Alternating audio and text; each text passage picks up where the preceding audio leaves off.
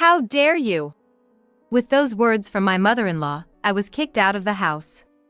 My mother-in-law, Patricia, had been injured and was urgently taken to the hospital.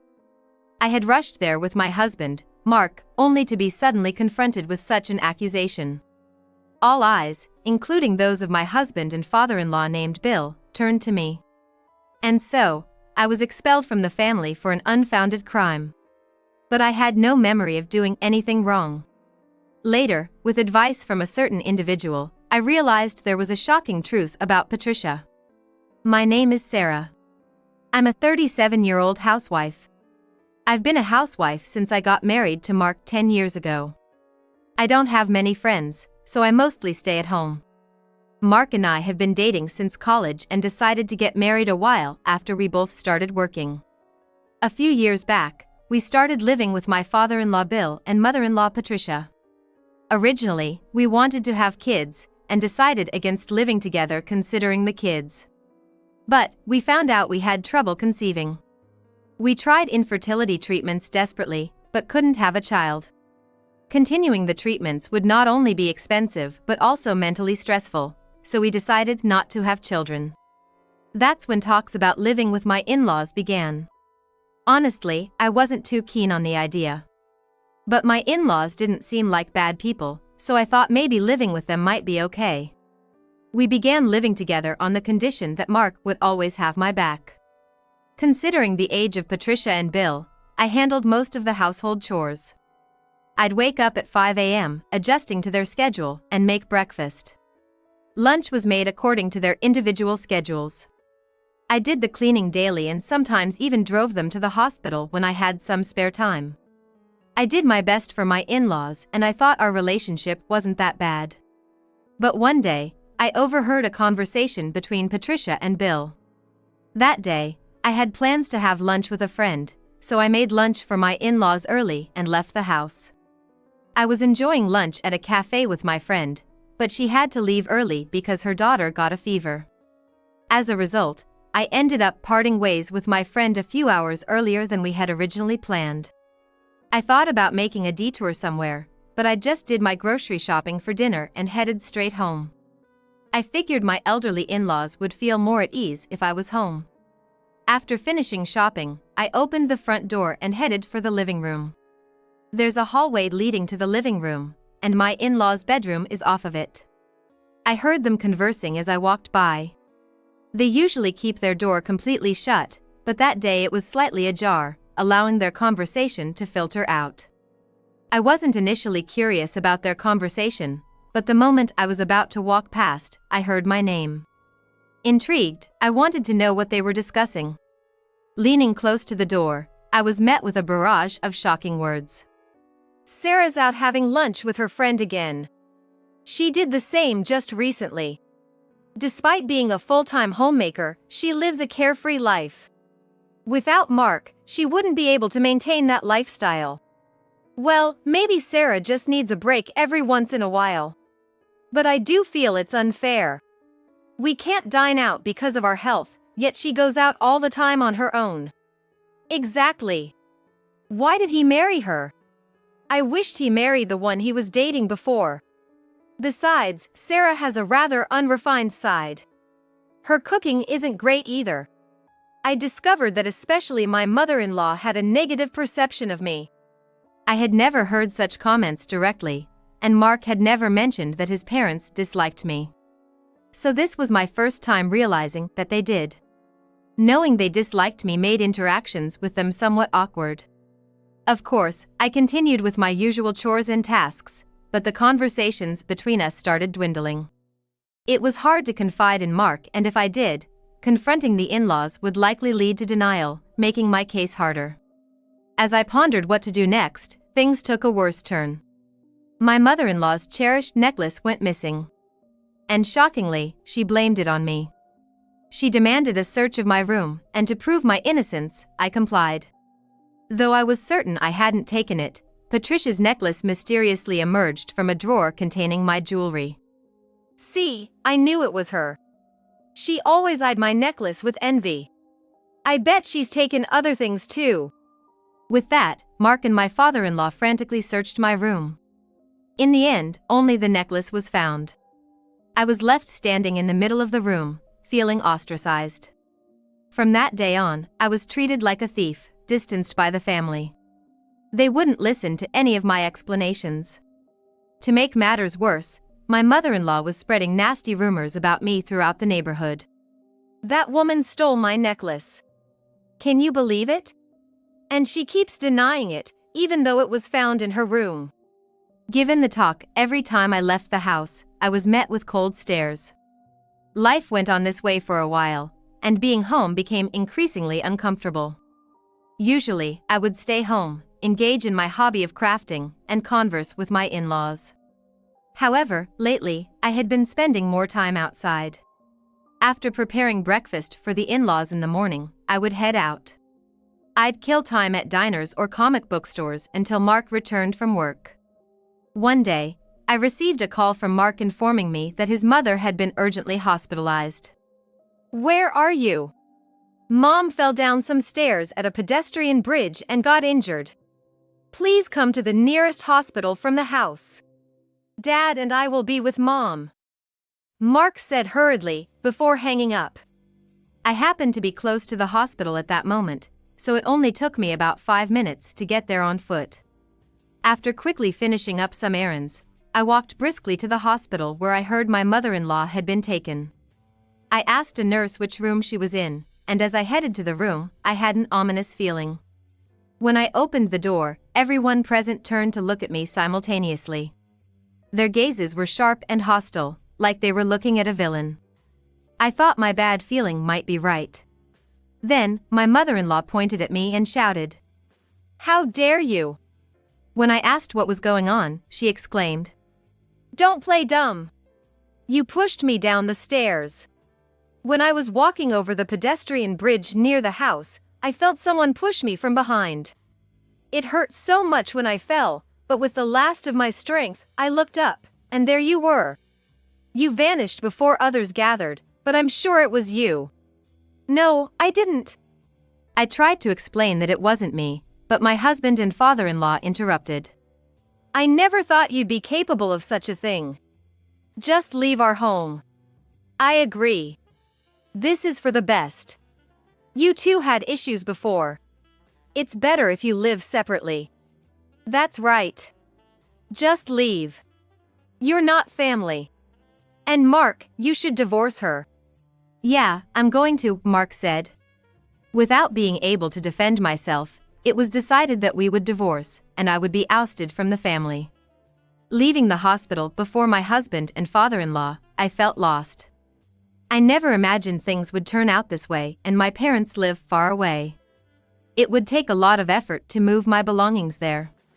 Moreover, my parents were strict, and I didn't know what they'd say if I told them I was divorcing. However, at that moment, I thought they were the only ones I could rely on. On my way home from the hospital, I called my mother. "I'm sorry. I'm gonna get a divorce and I want to come back for a while. Is that okay?" Hearing the tone of my voice, my mother sensed something was wrong. "Okay, I understand. I'll tell your father. Just pack what you can for tomorrow. We'll rent a large vehicle and come over."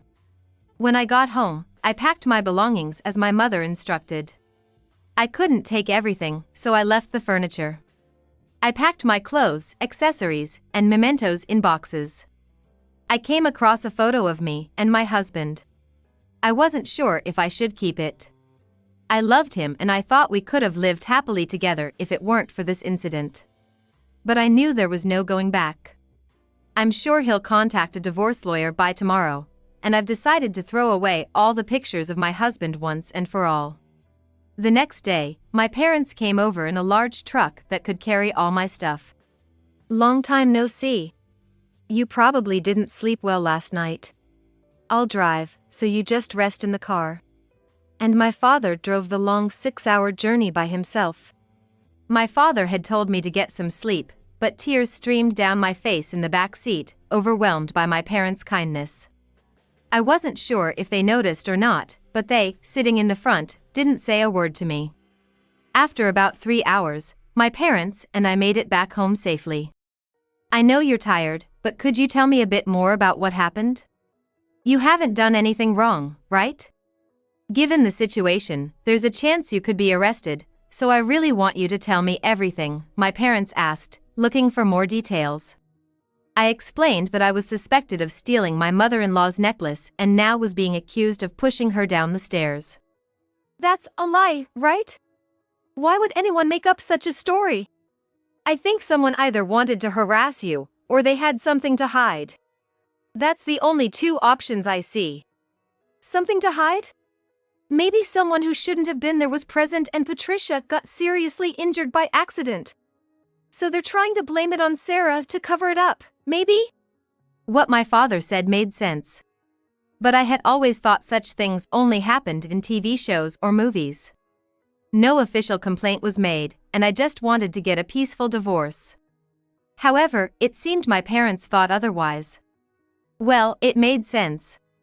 If their only daughter was being framed, they'd naturally want to prove her innocence. Maybe we should do a bit more investigation? I'll also reach out to some folks I know. Considering my parents' advice, I decided to look deeper into the matter.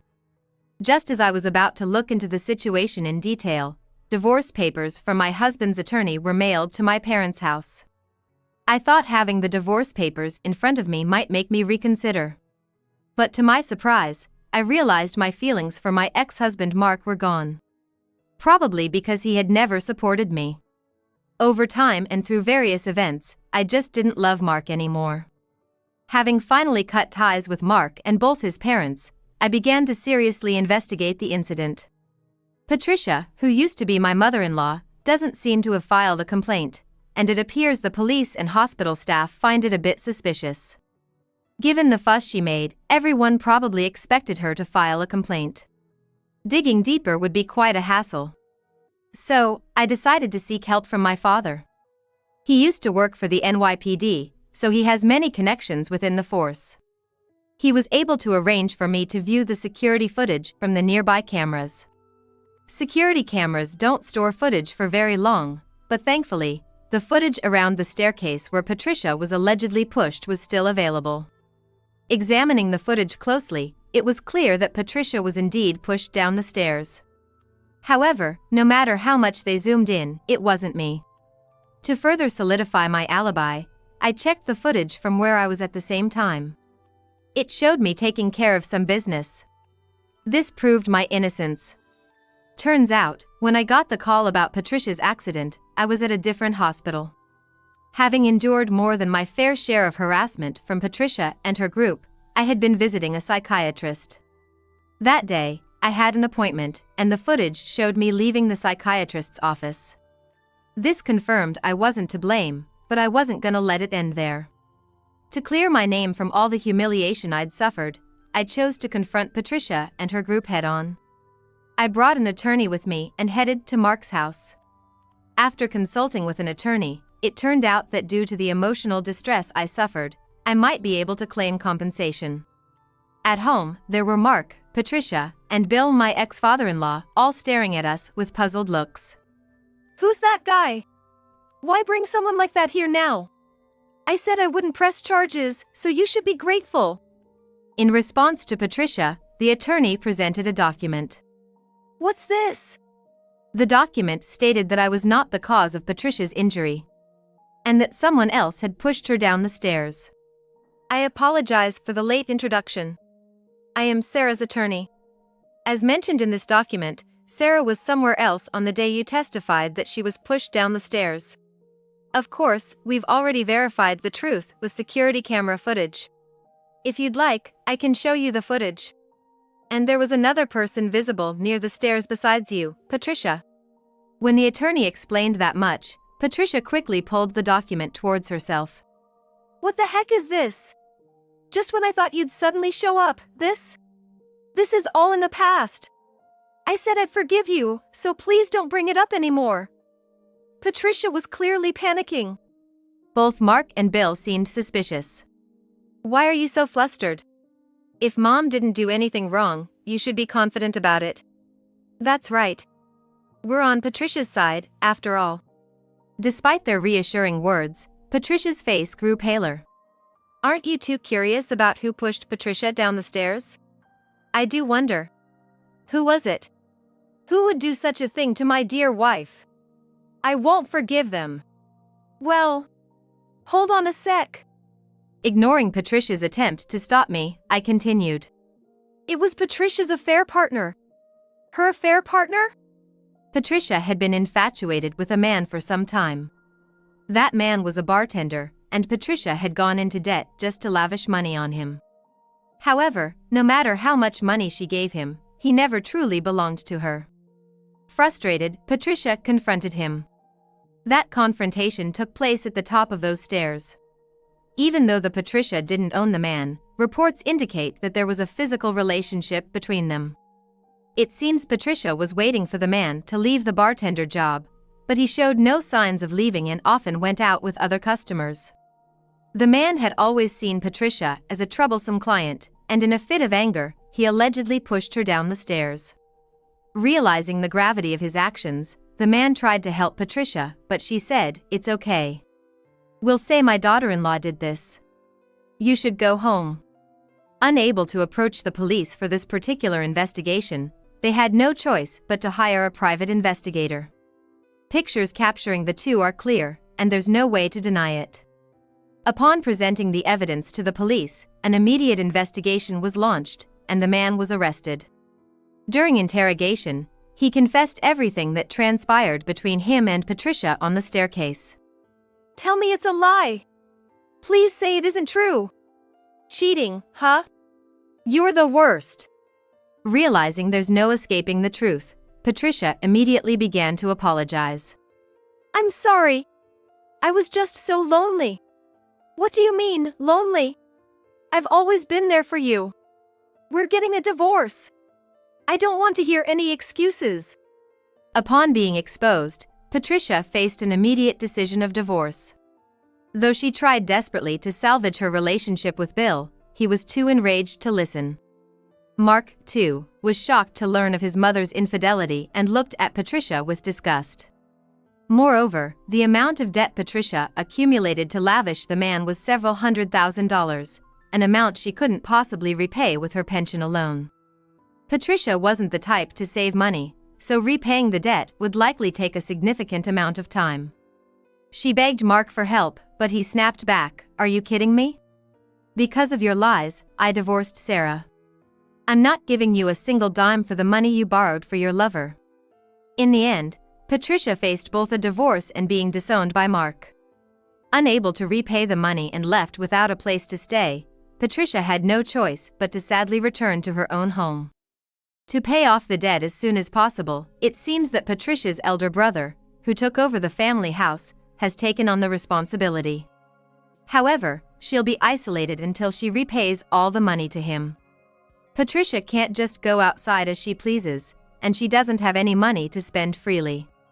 When Patricia receives her pension, it's all ordered to be given to her brother. I bet she regrets mingling with that bar and harassing me. I haven't seen Patricia since then, but apparently, the once youthful-looking Patricia has aged considerably.